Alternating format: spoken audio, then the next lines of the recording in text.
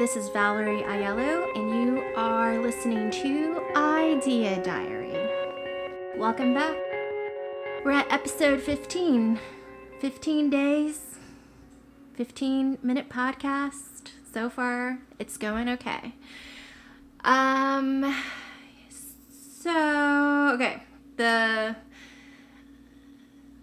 feel like the skills are building. I'm still saying and so and all these transitional words way too much. I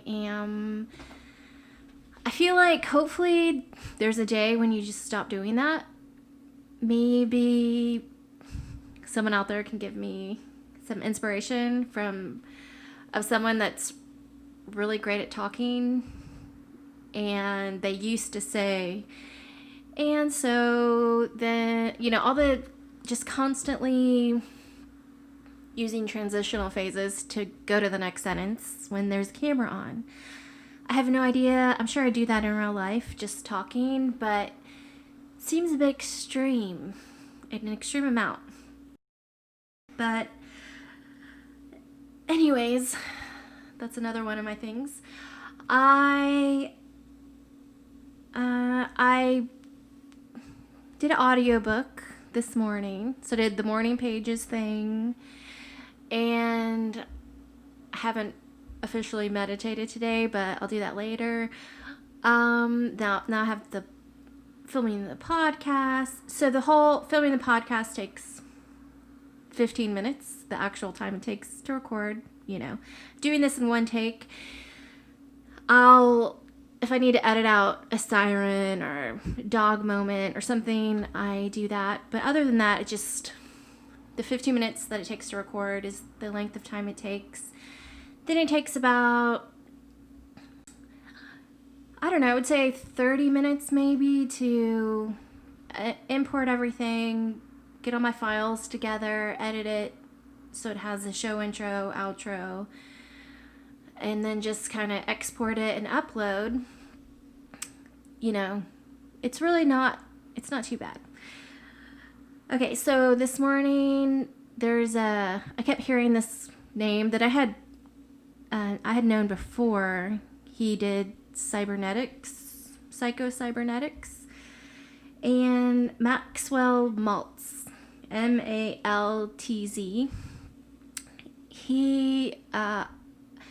I looked in the Hoopla Digital, which is the audiobook website for, I think, a lot of libraries, but definitely my public library. Hoopla Digital, you get 4 digital products a month. So they have movies and audiobooks and ebooks and all different types of things. So there's no way I would listen to more than 4 audiobooks a month, combined with YouTube and all the things that I watch on YouTube. So I feel like it's pretty good value. So that's what I use. I don't have a I don't have an Audible account. I don't pay any extra services to listen to audiobooks, because usually if it's not in Hoopla Digital for me to listen to for free, I'll just check out the book that I want to listen to, and usually I just have it delivered to my library and then I go pick it up. So that works for me. That gives me a lot of freedom to check out books, and then if I don't end up reading it, I can turn it back in, I can recheck it out. So really into the library, and I super like the Hoopla Digital account, and I have it on my phone and on my laptop, so I can, if I'm listening to an audiobook, usually I'm using my laptop and working at the same time, but I can also take a walk or keep listening to my car, because when you pause your audiobook, it just kind of saves your place, and then when I'm in my car, I can keep listening to it. But I don't drive very much, so but anyway, the Maxwell Maltz, there was just this little 45-minute audiobook in there, and I kept seeing different YouTube videos where people were mentioning his name, so I just kind of looked up. The book that's in the Hoopla Digital was for kids. It was for parents to read for their kids, so I feel like that's why it was short. But I really like that kind of 45-minute audiobook, just kind of get to know a little bit more about an author. So I just wanted to mention that. That was one of my things for my show format of trying to find 3 topics a day where I can talk about 5 minutes each for each one. Okay. I've been checking. I'm working on a project, and I've been checking out Gumroad, and I kind of got into, I don't know, his name's Sahil Lavingia, Lavingia.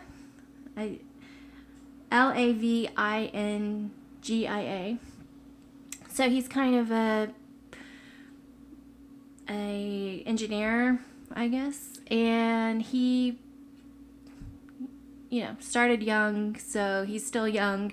So, but he made Gumroad. So I've been kind of like going down the YouTube rabbit hole, listening to stuff, interviews with him, and yeah, I feel like that guy has some good knowledge, especially when it comes to building something and having customers and making something valuable.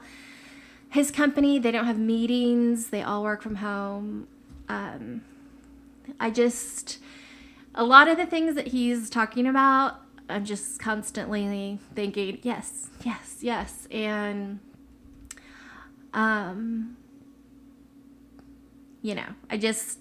I agree a lot with him. So I know he's a super valuable resource. So I would definitely check out as many interviews as possible. Plus, he's had a journey, I guess, of building Gumroad the last, 2009 or 11. Maybe it was 2011. And so I'm imagining, I'm trying to just watch the recent interviews. But I imagine if you go back to old interviews that he might have been having, discussing whatever he learned in those moments, is probably really interesting too. But he had said building a following obviously is great, but he had been at about 20,000 followers on Twitter, even being a high profile internet, smarty pants guy that can get pretty much a ton of investors on any project he was trying. He kind of stayed at 20,000 followers on YouTube, and then one day he just it just started going up and exponentially growing. So, and that, I think he said it took about 8 years for that to happen. So it's really important that you like what you're doing, because it can definitely take 10 years to see any huge results. He said Gumroad did not make money for the first 7 or 8 years, and even then, I think he's pretty much from 2011 till now, it's now he's seeing huge growth, and he does no marketing. It's all word of mouth. Somebody's using it and probably tell somebody else that it's working for them. He's keeping it simple. The Gumroad as a product. Trying to add things as people need them, but at the same time streamlining the process of using Gumroad. So I'm going to test it out soon. I'm going to test out a few platforms, but Gumroad, it definitely seems good. And a lot of people that are doing tutorials on Gumroad on YouTube and stuff, I like their tutorials, and they seem like smart people, and they seem like they're making money, and not in a cheesy, making money quick, reseller way, like, I don't want to call out anybody, but, it definitely seemed like really valuable people creating stuff for a platform where they have real followers and real customers, that the idea is to actually help people, not just sell a bunch of courses for something that may or may not work. But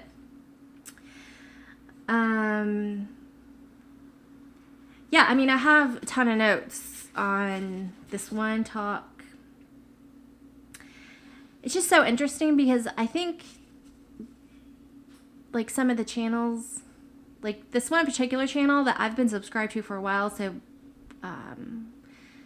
I definitely can see, it's just so interesting when you subscribe to somebody for a long time and you not really, maybe you watched one video a long time ago and it was super valuable, but they're like totally not in your realm of what's, on your mind whatsoever.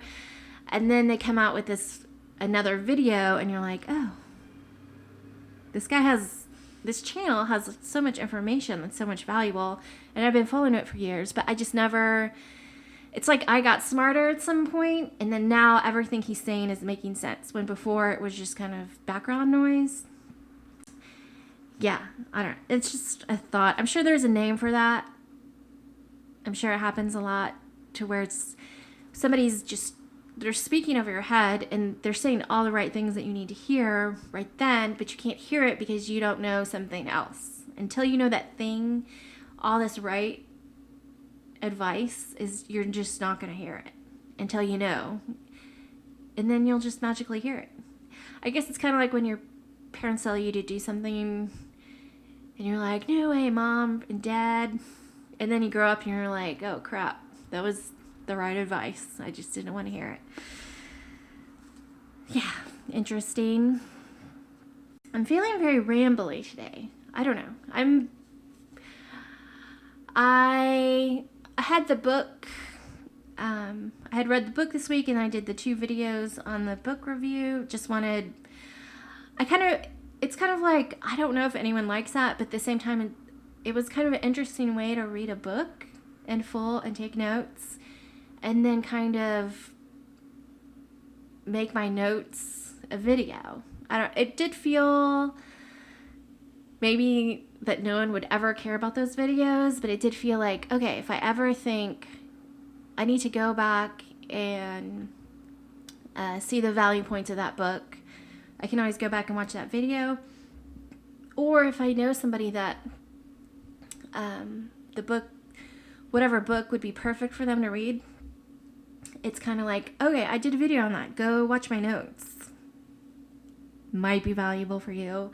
Might inspire you to read the book. Or maybe it's like Cliff Notes to where they don't want to read the book anymore, but that could take them to another book or something in that route. It felt good to kind of, I'm thinking memorialize my notes, but that's not the word I want to use. Just kind of sharing my notes. And it's in some record that I can always go back and look at for whatever reason. Okay, so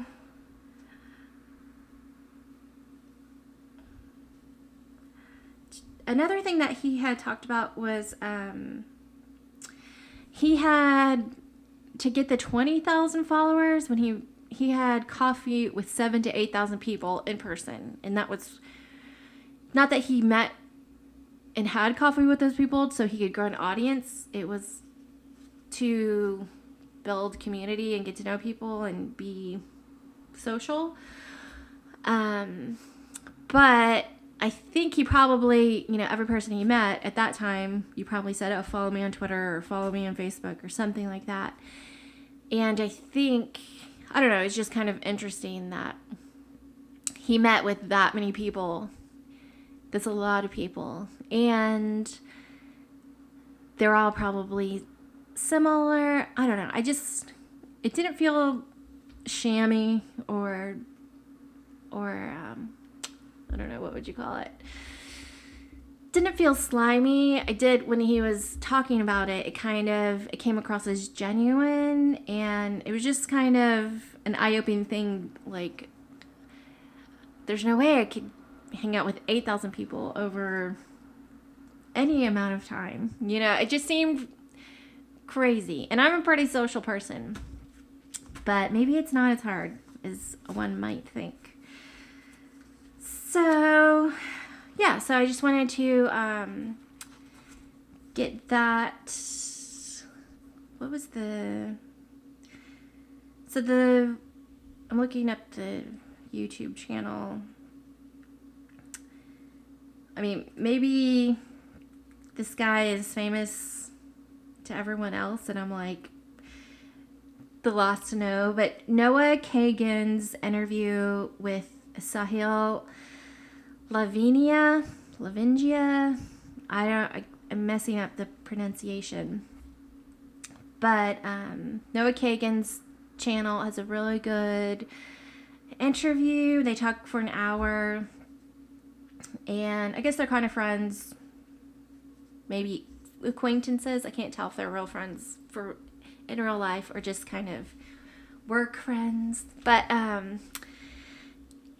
so I would check out that guy's channel, Noah Kagan, and definitely search Sahil interviews.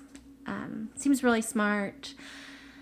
I'm gonna test out Gumroad soon with, I think, I don't know. The thing that I want to test out is a weird thing, so I'm not even gonna go down that road right now. But yeah, I definitely, I don't know. It's just super random. I feel like there's another thing that I've written down.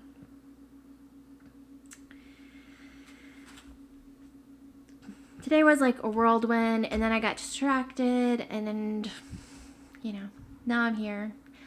Let me see. Yeah, I've definitely hit 15 minutes, and I'm going to wrap up the show. So hopefully there was something interesting to research later or discover. So, I don't know. I'm just going to end the show here. Thank you so much for checking out this episode, and I will see you tomorrow. I still don't know how to end the show, so I'm just going to play the music.